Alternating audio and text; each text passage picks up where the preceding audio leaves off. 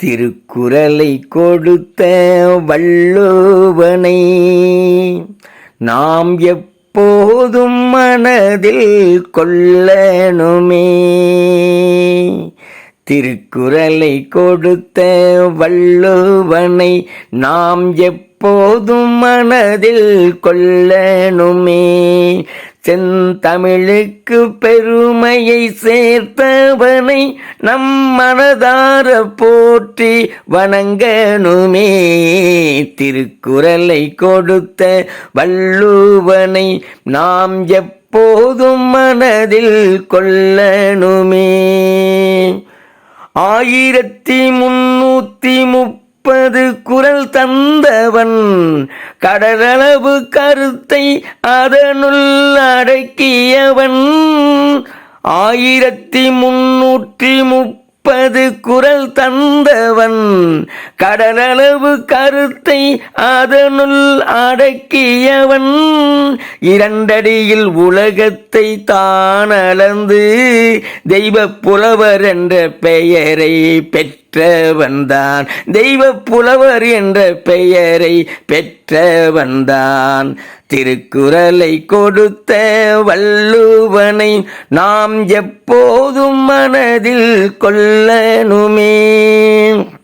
குறளில் இல்லாததென்று எதுவும் இல்லை, அதன் பொருளை எவராலும் அளக்கத்தான் முடியவில்லை. குறளில் இல்லாததென்று எதுவும் இல்லை, அதன் பொருளை எவராலும் அளக்கத்தான் முடியவில்லை. கோடான கோடி நூல்கள் தான் இருந்தும் திருக்குறளுக்கு இணையான நூல்தான் இல்லை. திருக்குறளுக்கு இணையான நூல்தான் இல்லை. திருக்குறளை கொடுத்த வள்ளுவனை நாம் எப்போதும் மனதில் கொள்ளணுமே. 133 அதிகாரத்தை கொண்டுள்ளது. அது ஒவ்வொன்றும் ஒவ்வொரு சிறப்பை சொல்கின்றது. குறள் 133 அதிகாரத்தை கொண்டுள்ளது. அது ஒவ்வொன்றும் ஒவ்வொரு சிறப்பை சொல்கின்றது. எம்மதத்திற்கும் பொதுவென்ற நூல் என்பதால் இந்த உலகம்தானே திருக்குறளை கொண்டாடுது.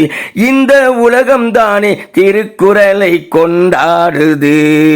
திருக்குறளை கொடுத்த வள்ளுவனை நாம் எப்போதும் மனதில் கொள்ளணுமே. செந்தமிழுக்கு பெருமையை சேர்த்தவனை நம் மனதார போற்றி வணங்கணுமே.